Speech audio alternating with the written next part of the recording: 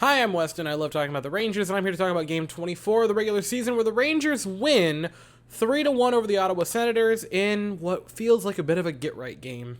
After that loss to the Ducks, the complete nightmare against Edmonton, and the embarrassment a couple nights ago, another multi-goal blown lead against the Devils, the Rangers really just needed a nice bounce-back victory that you could leave feeling good about, and the Rangers got that tonight against the Ottawa Senators. The offense looked pretty darn good, the defense looked a lot better, we'll talk about that in a bit, and Yaroslav Halak played a really nice game. So to breeze through the goals, because the overarching story is the changes we made to lines and pairs.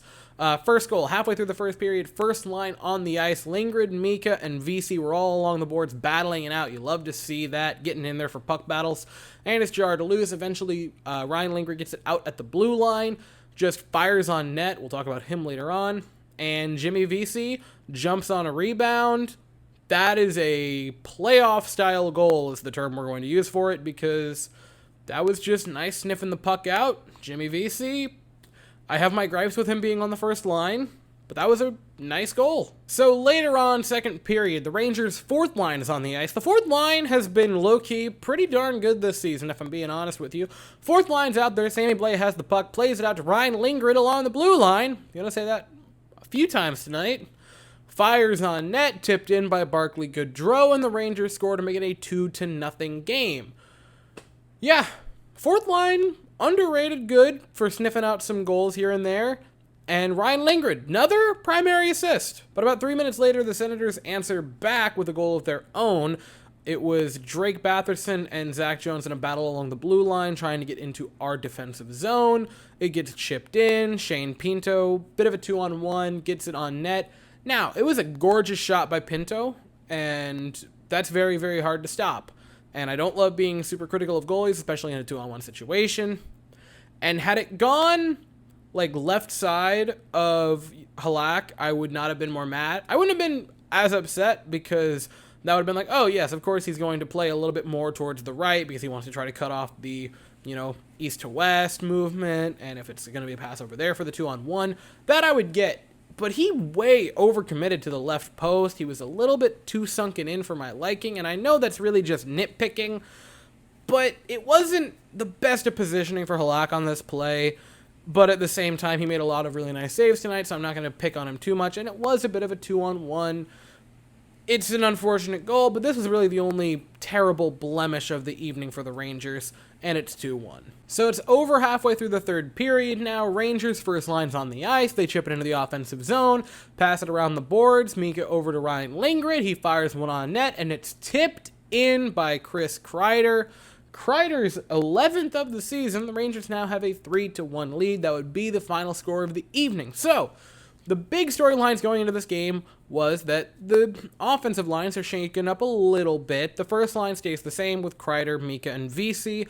The second line is now Lafreniere, Trocheck, and Kravtsov. Third line is Panarin, Hedl, and Kakko. And the fourth line is Blais, Goodrow, and Gauthier. These are pretty darn good. I like the fourth line being Blais, Goodrow, and Gauthier. I would not touch that from here on out. That is a very, very good fourth line that's going to get you some goals here and there. It's going to be a nice shutdown line. Those are players that are pretty darn solid in their own defensive end. They can be solid offensively. Guys like Gauthier and Goodrow are going to get some nice chances here and there.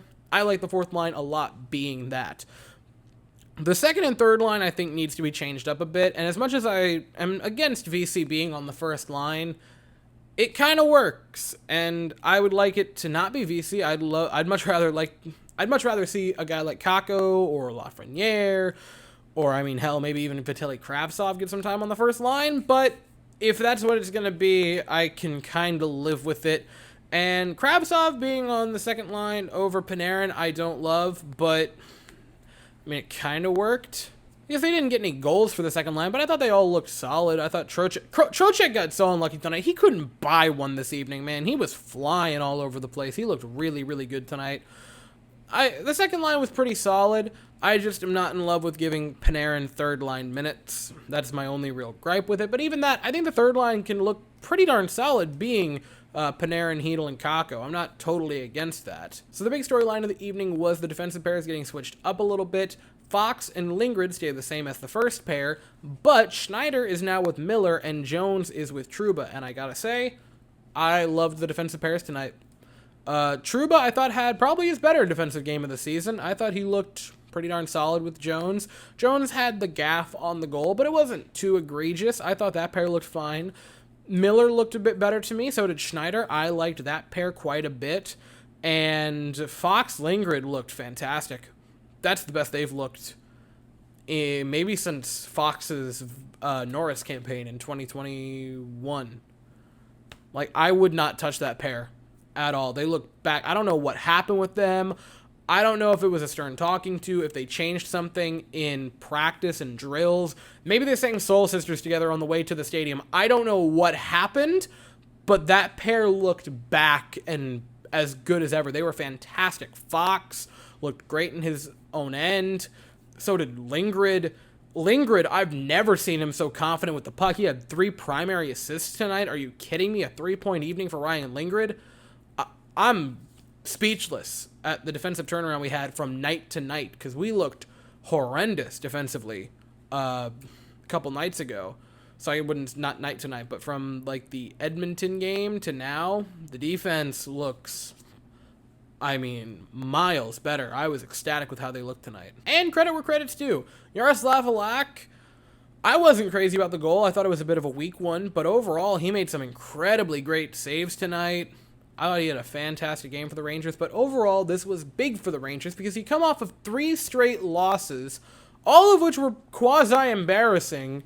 You needed a win. You needed a feel-good-about-yourselves win, and they got that this evening. And because of that, the only thing I would change going into Friday is Igor starting, but that is the only thing I would change. Leave the pairs, leave the lines, even with my gripes.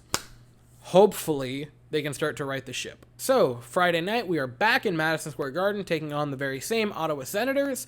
I'll be here afterwards to talk about it, but that is all I have to say for the evening. So, thank you all so very much for watching. If you enjoyed, please make sure to like and subscribe. I hope you all have an absolutely fantastic day, and as always, go Rangers.